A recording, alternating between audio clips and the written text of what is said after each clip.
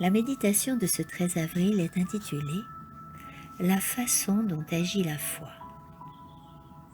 Car, en Christ Jésus, ce qui a de la valeur, ce n'est ni la circoncision, ni l'incirconcision, mais la foi qui est agissante par l'amour.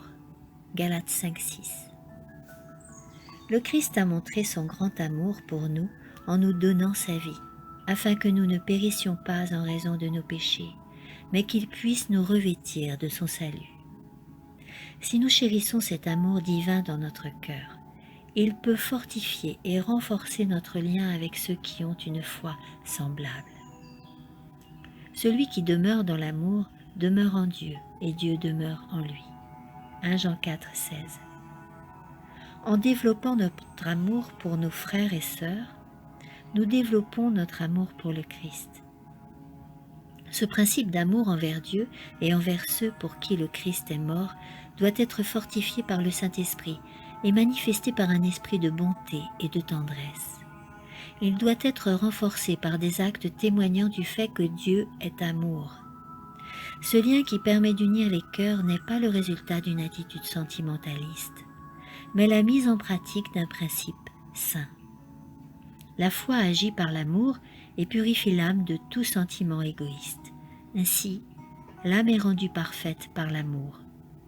Et ayant trouvé la grâce et la compassion par le sang précieux du Christ, comment pouvons-nous ne pas faire preuve de tendresse et de compassion? La foi en Jésus-Christ, notre Sauveur personnel, celui qui pardonne nos péchés et nos transgressions, celui qui peut nous garder du péché et nous invite à suivre ses pas, est décrite dans le chapitre 58 d'Ésaïe. Dans ce passage, nous sont présentés les fruits de la foi qui agissent par l'amour et purifient l'âme de tout sentiment égoïste. La foi et les œuvres sont ici associées. Voici le jeûne que je préconise. Détache les chaînes de la méchanceté, dénoue les liens du joug, renvoie libres ceux qu'on écrase, et que l'on rompe toute espèce de joug.